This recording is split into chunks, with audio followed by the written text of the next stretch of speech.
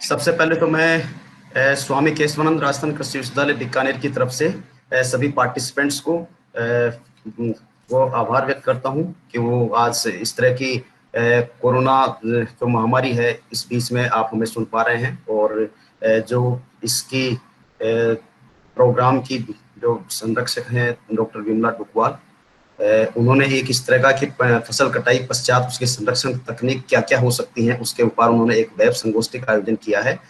सबसे पहले मैं सभी कोरोना वॉरियर्स, जिसमें हमारे सफाई कर्मचारी, स्वास्थ्य कर्मी, पुलिसकर्मी और किसान को भी वॉरियर्स कहना इसमें कोई अतिशयोक्ति नहीं है, उन सबको मैं बहुत बहुत धन्यवाद देना चाहता हूं कि आज उनके से आज हमारा देश इस कोविड-19 बीमारी से लड़ रहा है और सफल हो रहा है।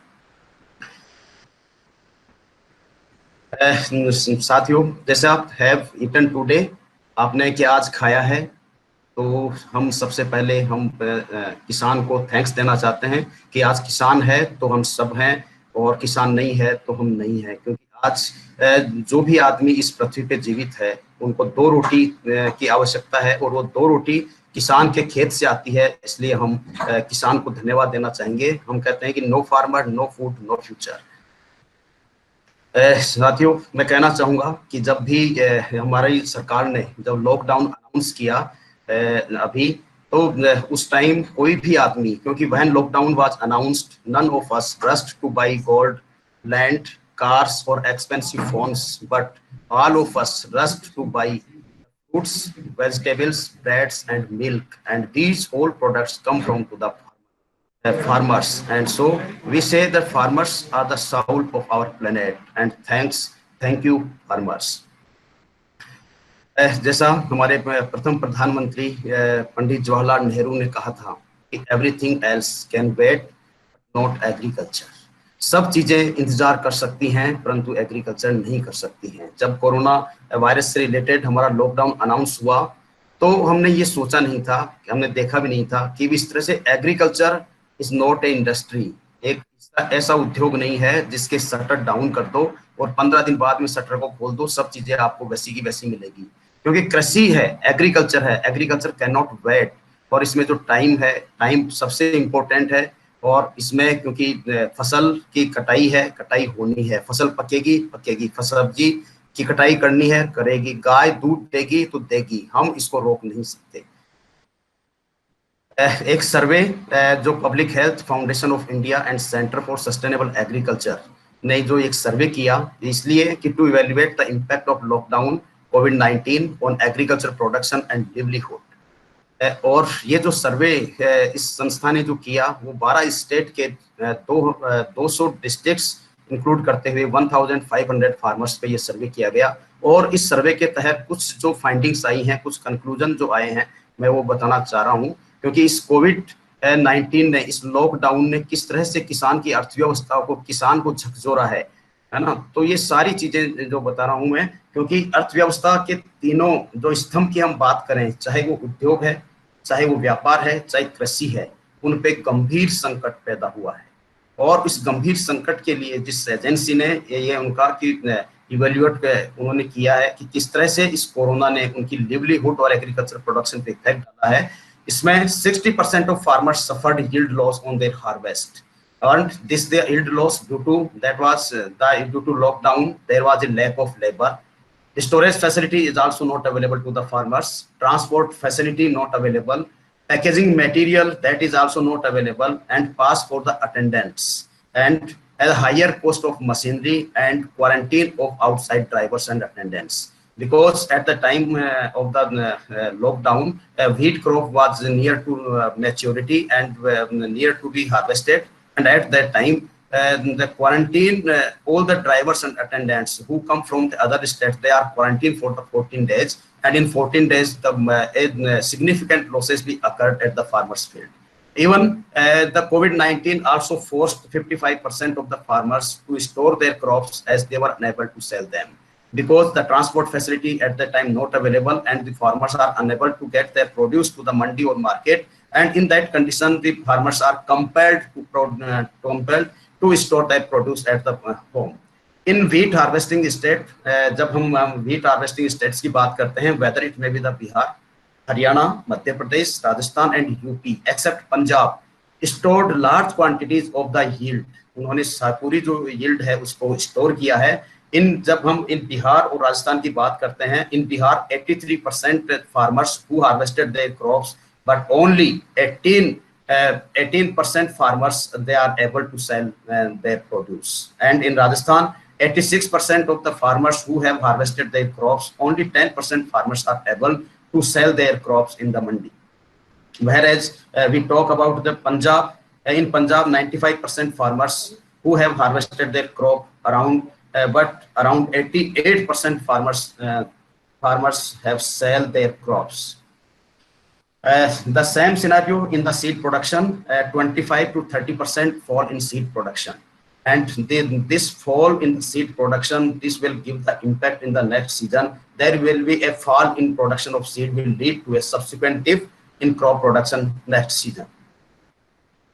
At this time, because the season of the Kharif is going to be start, and now the farmers, whether it may be the vegetable growers, fruit growers, are facing depleting supplies of the seed, fertilizers, pesticides, micronutrients, and fungicide also. But to add packaging material and a lack of means transports to mandis market for their sale. And the situation was similar for the vegetables and fruits. 81% of the farmers harvested their vegetables, but only 19% were able to sell their produce. Vegetable farmers across the surveyed state, in fact, reported the highest amount of wastage. At this time, we are seeing that the farmers is getting rupees 1.550 paisa for the sale of the tomato, 2 rupees per kilogram of the capsicum, and 3 rupees of sale of the bottle gourd at present. And they will see that the market price was too low, so they could not afford to harvest, and others could not physically access the market or their fields because of the restrictions on the travel, and there was also the labor. इस समय क्योंकि सभी states की हालत यह है कि सब्जी का उत्पादन हो, चाहे फलों का उत्पादन हो, चाहे फूलों का उत्पादन हो, सबके अंदर बहुत लॉस हो रहा है. और एक आंकड़ा जो हल्दर टाइम्स ने जो बताया है कि करीब 15,000 का 25,000 करोड़ रुपए का जो नुकसान हुआ है सब्जी और फलों के अंदर. वैसे जब हम बात करते हैं एनिमल प्रोडक्ट्स की, और एनिमल प्रोडक्ट्स में इस समय जो दूध का है कि दूध की मांग बाजार में एकदम गिर गई है. होटल्स, रेस्टोरेंट्स सब बंद हैं, कोई बायर नहीं है. डेयरी में इसका जा नहीं रहा है. लोगों में एक कोरोना का एक टेरर है, एक फियर इतना हो गया है कि अगर रूरल एरिया से कोई दूध आ रहा है तो उसमें कोरोना की संभावना है, तो लोग कोई दूध खरीद नहीं रहा है. और हालत ये हो रही है कि लोग अपने दूध को रोड के ऊपर डंप कर रहे हैं.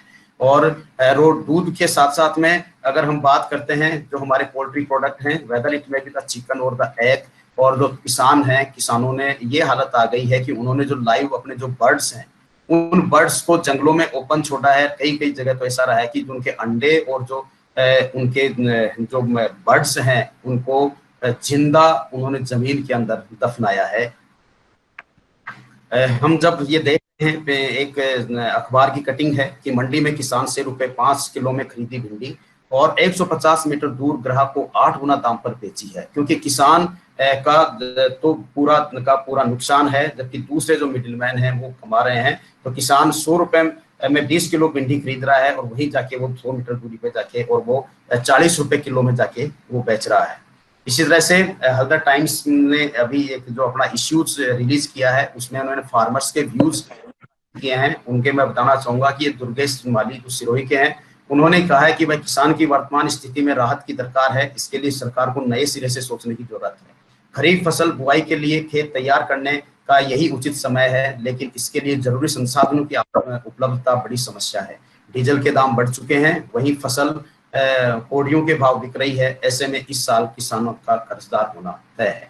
ऐसे ही हमारे जो दांता सिक्कर के जो प्रगतिशील कृषक सुंदराम वर्मा जो कृषक रत्न से भी सम्मानित हैं, वो कह रहे हैं कि किसान की जो आर्थिकी है बुरी तरह से प्रभावित हुई है. खरीफ की फसल की बुआई करनी है, खाद बीज सहित दूसरे जो कृषि आदान की खरीद किसान रबी फसल की बिक्री के बाद ही करता आया है, लेकिन कोविड की वजह से कृषि उपज का पहचान बंद है और कृषि उपज मंडियों की नीलामी शुरू हुई तो मंडी टैक्स ने फिर से कृषि मंडी बंद करवा दी। अब नीलामी शुरू हुई है तो मंडियों में जिन्स की नीलामी व्यवस्थित तरीके से नहीं हो पा रही है, इससे भी घाटा किसान को हो रहा है। और ऐसे ही जो तुलसाराम चौधरी जो प्रगतिशील किसान हैं जालोर के, वो बता रहे हैं कि सरकारी सहकारी समिति किसान को पैसा नहीं दे रही है, साथ ही केसीसी का जो ऋण किसानों ने ले रखा है उसको जमा करवाने के लिए उनके पास पूंजी नहीं है, क्योंकि अधिकांश जो किसान की जो उपज है, फसल है, वो भंडार में पड़ी है और इस समय वही किसान अपनी फसलों को बेच पा रहे हैं जो या तो उन्होंने कर्जा ले रखा है और या फिर वो अपने घर खर्च चलाने के लिए उनके पास भी पैसे नहीं है। इसी तरह से हम और किसानों को देखते हैं। देवी जो प्रतापगढ़ की है, प्रगतिशील महिला कृषक हैं, वो बता रही हैं कि लॉकडाउन का जो पीरियड चला है इसमें दुग्ध का संग्रहण कम हो गया है, दुग्ध उत्पादकों को पहले से कम दाम मिल रहे हैं, बाजार खुल गया है, लेकिन दूध की मांग नहीं निकल पा रही है, जबकि पशुधन का खर्चा पहले जितना ही हो रहा है। ऐसे में पशुपालक और किसान क्या करें। वहीं रमेश कुमार जो कि प्रगतिशील किसान है नागौर से, वो कह रहे हैं कृषि मजदूरों का भुगतान करने के लिए उनके पास में पैसे नहीं है, कृषि उपज मंडी में जो उन्होंने सेल किया है प्रोड्यूस उसका पैसा नहीं मिल रहा है और दूसरे राज्यों में फसल के भाव ऐसे ही चल रहे हैं। वो बता रहे हैं कि 15 से 17 हजार रुपए प्रति क्विंटल के भाव से बिकने वाला जीरा जो आज 11 से 13 हजार रुपए प्रति क्विंटल पर बना हुआ है, और यही स्थिति कम और बेस मेथी और इसबगोल में बनी हुई है। वही हमारे जो शिवचरण सैनी हैं, प्रगतिशील कृषक हिंडौन सिटी, वो कह रहे हैं कि मेरा इस सीजन में, क्योंकि हर साल में करीब 2 से 3 लाख रुपए की आय होती है मुझे फल और सब्जियों से, मगर इस कोरोना की मार की वजह से मेरी जो आय है वो 10 से 20 हजार रुपए पर सिमट गई है और इसके बीज के पैसे भी इस राशि से नहीं चुकेंगे और जो हमारा जितना आदान सब्जी उत्पादन में लग रहा है वो भी नहीं आना है। और वो कह रहे हैं कि इस बार मैं कर्जा जरूर से होगा और इसमें चलते, क्योंकि ये कोरोना है और कोरोना के तहत कृषि उत्पादन पे काफी गहरा प्रभाव पड़ा है। ये जो प्रभाव है वो इतना ज्यादा है कि अगर हम इसको करोड़ रुपए में करें तो सब्जी उत्पादन उपभोक्ताओं को 25,000 करोड़ रुपए का नुकसान हुआ है, दुग्ध उत्पादकों को 10,000 करोड़ रुपए का, और इसी तरह से जब हम बात करते हैं पोल्ट्री की तो 15,000 करोड़ रुपए का नुकसान हुआ है। अंत में मैं सभी पार्टिसिपेंट्स को कहना चाहूंगा कि अंत में मैं कि जो भी वॉरियर्स को मैं सभी को कोटि कोटि नमन करता हूं और साथ में कहना चाहूंगा चरई व्यक्ति, क्योंकि उपनिषदों में कहा है कि चाहे कितने भी परिस्थितियां विपरीत हो, स्थिति विपरीत हो, हमें आगे बढ़ते रहना है। और आइए हम इस कोविड काल को हम सब मिलकर एक अवसर में बदलने का समग्र प्रयास करें। जय हिंद, जय। बहुत बहुत धन्यवाद सर। बहुत ही प्रेरणादायक था सर इसमें, और आपने एक बहुत अच्छी बात कही है 3F की, no farmer, no food and no future. ये बिल्कुल सटीक है इस कोविड उसमें, और काफी जो नुकसान किसानों को पहुंचा है और आगे नुकसान नहीं हो इसीलिए इस संगोष्ठी का आयोजन किया गया।